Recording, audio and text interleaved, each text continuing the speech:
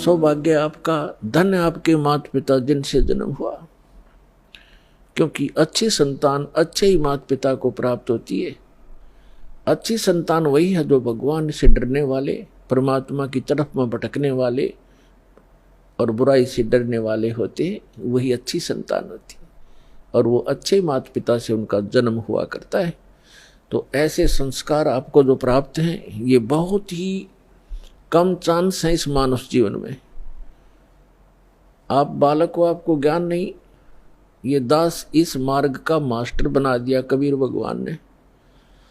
इस दास को मालूम है आपकी कितनी कीमत है, आप कितने पुण्यकर्मी प्राणी हैं, क्योंकि लाल को अपनी कीमत का स्वयं ज्ञान नहीं होता, जोर ही कीमत लगाता है। अब क्या बताते हैं परमात्मा कि आज का लाहा लीजियो कल किसको होई, और ये तन माटी में मिले जाने सब कोई। सबको मालूम है मरेंगे, पर एक सबसे बड़ी भूल हमारा ये लगी है कि अभी नहीं मरेंगे। कब मरेंगे? अप्रोक्सीमेट है, अप्रोक्सीमेशन है कि जैसे कोई 20-30 वर्ष का बच्चा है, बेटा है या बेटी है, वो तो स्वाभाविक ही निश्चिंत है कि अभी तो 100 वर्ष के आसपास मरते हैं, 80-70 वर्ष तो बहुत हो जाते हैं। और जो 50-40 के हो गए वो भी अभी सोच रहे हैं अभी नहीं मरेंगे क्योंकि उम्र बहुत है।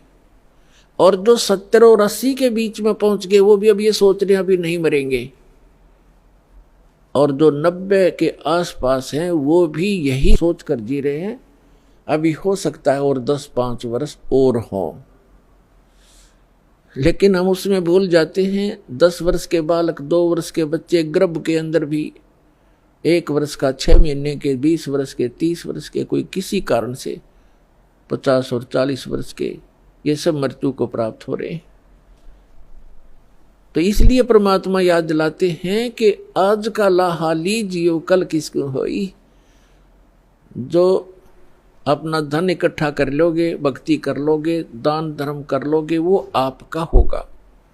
बाकी ये रेस्टोरेंट है, आपने सब कुछ बना बनू का यहीं छोड़ जाना, आप साथ नहीं ले जा सकते। तो क्या ले जाना है हमने? जैसे हम विदेश गए हैं, स्वदेश आना है, तो हम विदेश की करेंसी यहाँ ले भी आएंगे तो वो काम नहीं करेगी, उसको हमने चेंज कराना पड़ेगा। उस करेंसी को हमने अपने स्वदेश वाली करेंसी में चेंज कराना पड़ेगा, तब वो हमारा काम आओगी ना। तो कागज है, एक नए पैसे का भी नहीं है। इसलिए हम यहाँ विदेश में रह रहे हैं।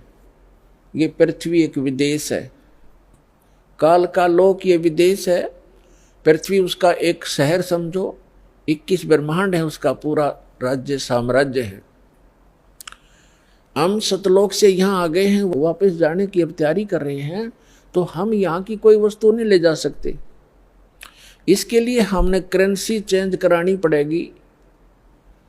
वो करेंसी कैसे चेंज होएगी? जैसे आप दान करोगे, वो दान फिर पैसा जो है वो दान में बदल जाएगा, और दान से फिर धर्म बनेगा, और धर्म बनकर आपकी किस्मत में लिखा जाएगा। उतना ही अकाउंट आपको उस विदेश में, अपने स्वदेश में मिलेगा।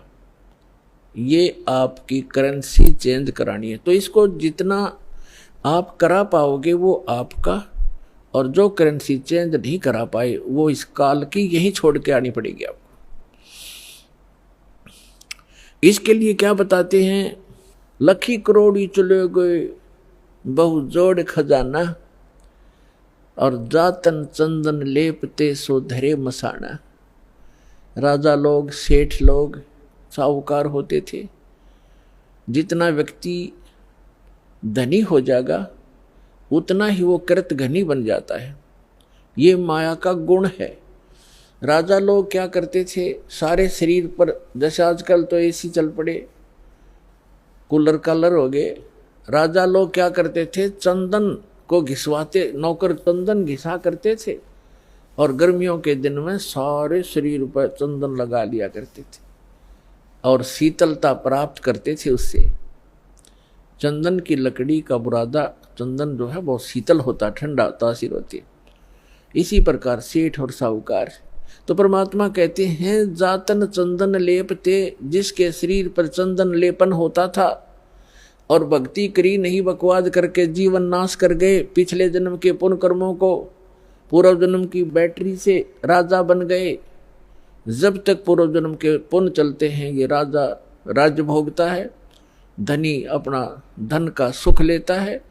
और यदि भविष्य की भक्ति ठीक ना बनी, शास्त्र अनुकूल साधना नहीं हुई, चार्जर नहीं लगा, तो पूर्व जन्म की बैटरी जिस दिन डिस्चार्ज होएगी, यानी पूर्व जन्म के पुण्य आपके जिस दिन समाप्त हो जाएंगे, उस दिन अचानक कैर टूटने शुरू हो जाएंगे। जैसे राजा लोगों का इतिहास देख लो आप, पिछला पुराना इतिहास हम पढ़ा करते थे। कोई राजा 5 वर्ष राज्य किया, किसी ने 10 वर्ष किया, किसी ने 12 वर्ष किया। और जब कर्म बिगड़ते हैं इंसान के, कोई ना कोई काल प्रेरणा से दूसरा राजा आके उस पर आक्रमण कर देता है, उसकी नींद हराम हो जाती है, मारा जाता है, लुट जाता है, बच जाता, जंगलों में धक्के